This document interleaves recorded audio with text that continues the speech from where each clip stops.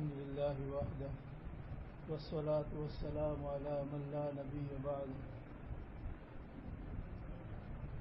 أعوذ بالله من الشيطان الرجيم. بسم الله الرحمن الرحيم.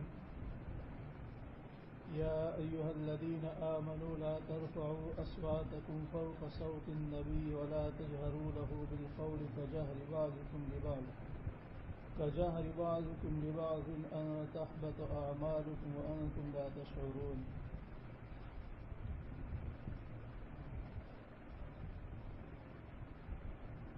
گزشتہ کل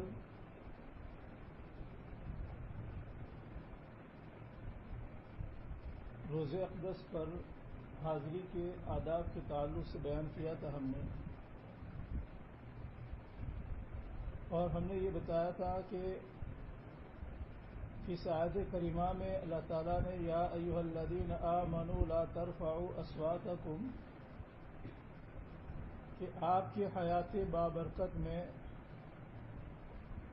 جس طریقے سے لوگوں کو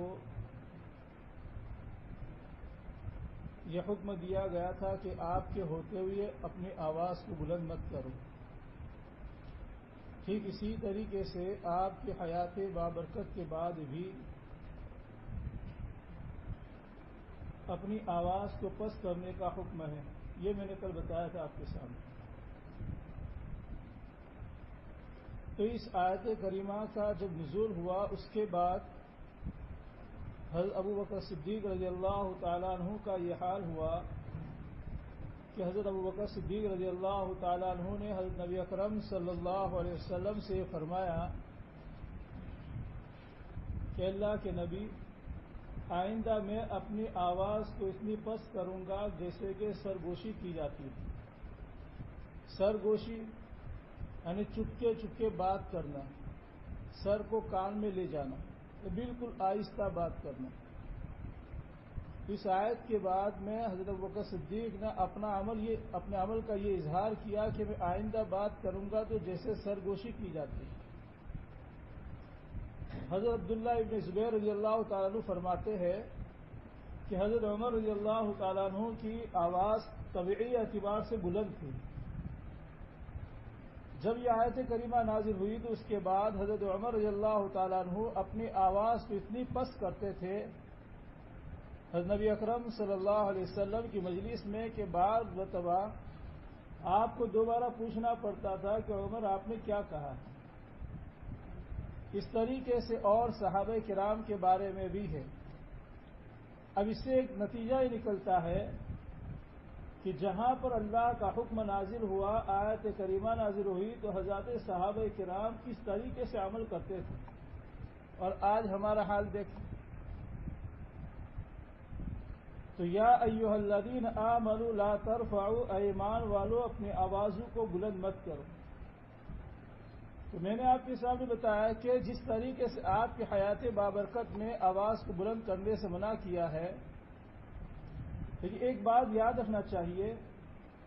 کہ آواز بلند کرنے سے مراد وہ آواز ہے جس سے تکلیف ہوتی ہے، جس سے کیا ہوتی ہو، تکلیف ہوتی ہے. اس لیے کہ بعض مرتبہ آپ صلی اللہ علیہ وسلم کی موجودگی میں حضرات صحابہ کرام کو بلند آواز سے بولنا ثابت ہے. بلند آواز حضرات صحابہ کرام کی صحابی کے جنگ کے موقع پر. تو میں نے گزشتہ کل آپ کے سامنے ایک بات بتائی تھی کہ اسی طریقے سے وارث انبیاء کی مجلس میں بھی اپنی آواز کو بلند نہیں کرنا چاہیے. تو ظاہر بات ہے کہ وارث انبیاء کی مجلس میں بھی اپنی آواز کو بلند نہیں کریں گے. تو میں نے ابھی بتایا آپ کے سامنے کہ بعض مرتبہ آواز ایسی جو تکلیف کا باعث ہو تو اس صورت میں آواز کو بلند نہیں کرنا چاہیے. اب ظاہر بات ہے کہ مجمع بڑا ہے، کسی بزرگ کی بات چل رہی ہے، یا اسی طرح حدیث شریف کا درس چل رہا ہے، کسی کو پیچھے سے بلانا ہے، تو اس صورت میں ہمیں آواز بلند کرنی پڑے گی. تو یہ آواز ایسی ہے جس سے تکلیف نہیں ہوتی. تو یا ایھا الذین آمنوا لا ترفعوا اصواتکم فوق صوت النبی، اے ایمان والو اپنی آوازیں بلند مت کرو نبی کی آواز پر. ولا تجہروا لہ بالقول کجہر بعضکم،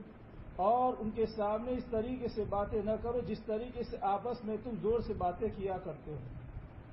ایک دوسرے سے بے تکلفانہ جیسے کہ صحابہ کرام آپس میں باتیں کیا کرتے تھے زور زور سے، تو آپ صلی اللہ علیہ وسلم کی مجلس میں اس طریقے سے باتیں مت کیا کرو۔ میں نے کل آپ کو بتایا تھا کہ یہ آداب نبوی بیان کیے جا رہے ہیں، یعنی ان آیات میں آپ صلی اللہ علیہ وسلم کا احترام، آپ صلی اللہ علیہ وسلم کے ساتھ میں ادب کا پہلو یہ بیان کیا جا رہا ہے کہ آپ کی موجودگی میں بات کرنے کا موقع ملے تو ایسے بات مت کرو جس طریقے سے لوگوں میں آپس میں تم ایک دوسرے سے باتیں کرتے ہو۔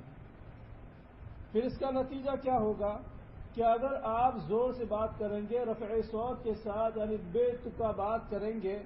اور جس طریقے سے لوگوں میں آپس میں باتیں کرتے اس طریقے سے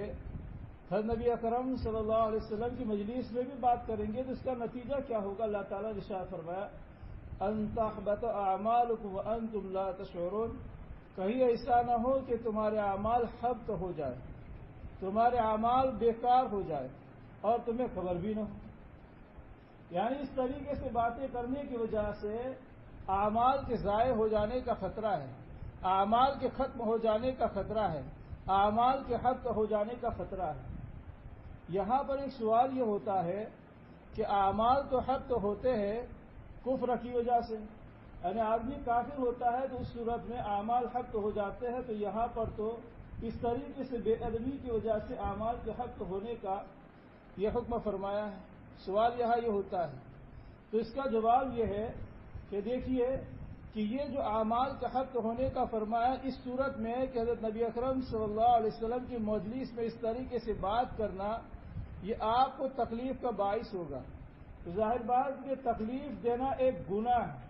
تو اس طریقے سے بعض معصیتیں ایسی ہے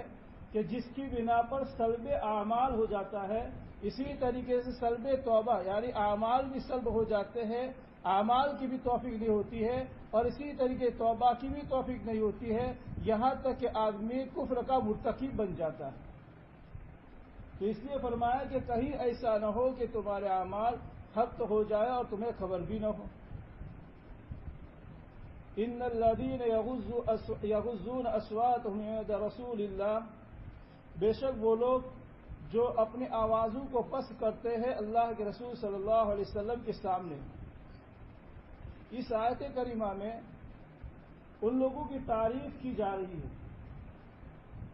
پہلے تو ادب بیان کیا کہ آپ صلی اللہ علیہ وسلم کی مجلس میں بیٹھے تو کیسے بیٹھے، اب اس آیت کریمہ میں ان لوگوں کی تعریف کی جا رہی ہے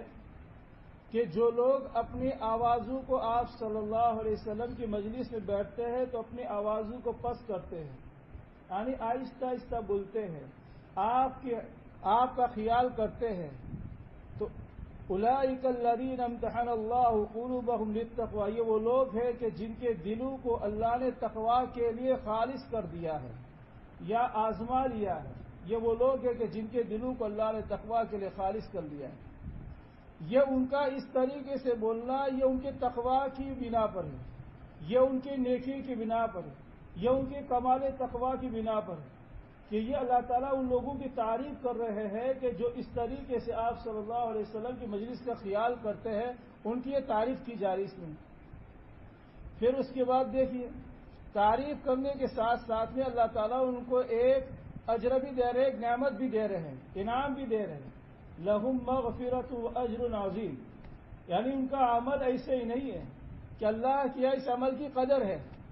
تو معلوم ہوتا ہے کہ اگر کوئی آدمی نیک عمل کرتا ہے، کوئی اچھا عمل کرتا ہے تو اللہ کی اس کی قدر ہوتی ہے۔ ہم یہ نہ سمجھیں کہ نیک عمل کر دیا اس کی بات ختم ہو گئی، ایسا نہیں ہے، اللہ کیا نیک عمل کی قدر ہوتی ہے، اس سے معلوم ہوتا ہے۔ تو دیکھیے کیا ہوا اس کا نتیجہ، اللہ تعالیٰ نے فرمایا لہم مغفرۃ واجر عظیم، ان کے لیے مغفرت ہے اور اجر عظیم ہے۔ اور یہ کون فرما رہے ہیں؟ اللہ تعالیٰ فرماتے ہیں۔ اگر کوئی بڑا آدمی کسی کے بارے میں کہے کہ تمہارے لیے یہ بخشش ہے، تمہارے لیے بڑا اجر ہم دیں گے، بڑی چیز دیں گے، تو کتنا بڑا انعام ہو جاتا ہے۔ تو اللہ کی طرف سے یہ جو کام کیا ہے، جو عمل کیا ہے، اس کے بلبوتے اللہ تعالیٰ ان کے لیے مغفرت اور اجر عظیم عطا فرما رہے ہیں۔ ان الذین ینادونک من وراء الحجرات اکثرهم لا یعقلون، میں نے اس آیت کے بارے میں آپ کو جہاں سورت کا آغاز ہوا تھا تو وہاں پر میں نے بتایا تھا کہ حجرات کا لفظ آئے گا، اس آیت کے بارے میں ہمیں سمجھ لینا چاہیے کہ یہ آیت کریمہ نازل ہوئی ہے اصل میں بنو تمیم کے لوگ آپ صلی اللہ علیہ وسلم کی خدمت بابرکت میں حضرت کی خدمت میں حاضر ہوئے تھے اس وقت جبکہ آپ کے قیلولہ کا وقت تھا، دوپہر میں وہ حاضر ہوئے تھے۔ اس وقت آپ صلی اللہ علیہ وسلم آرام فرما رہے تھے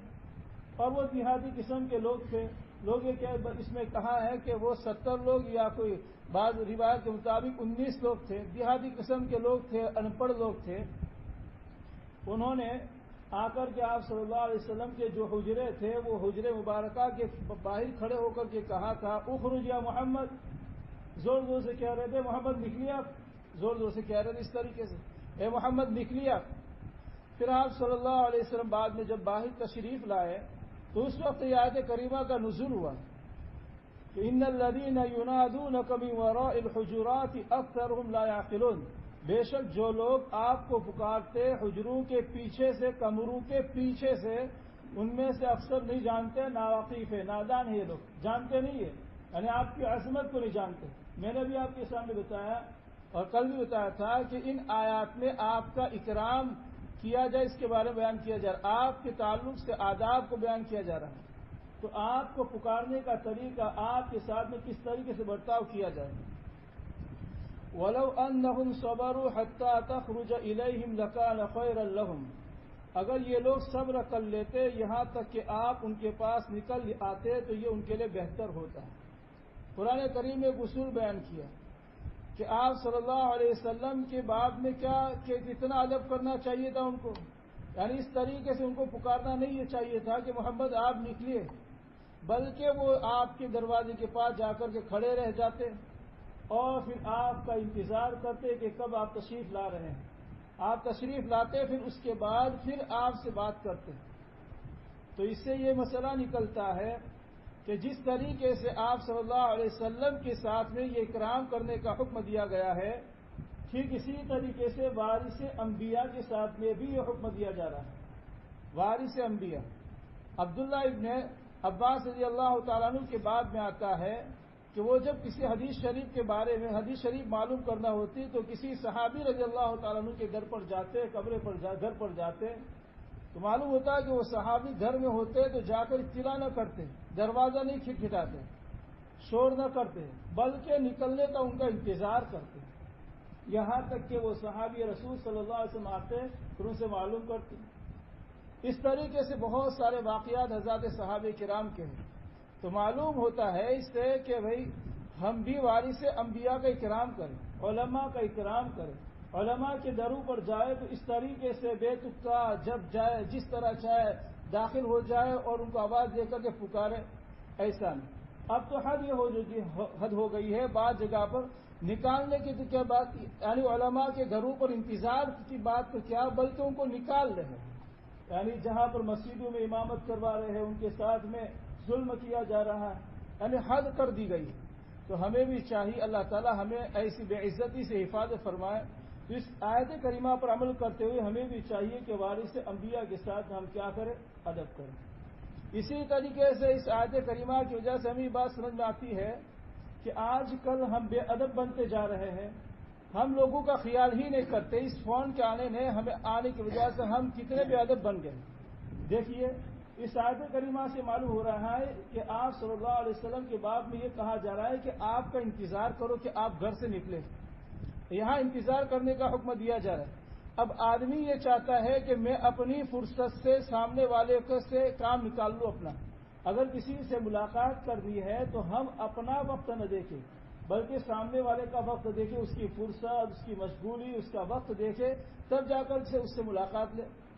اس سے معلوم ہو رہا ہے اب ہم دیکھیں فون کے ذریعے سے جب بھی ہمیں کوئی ضرورت پڑی ہے معلوم نہیں کرتے کہ وہ آدمی سویا ہوا ہے یا کیا کر رہا ہے، فون لگا لیا،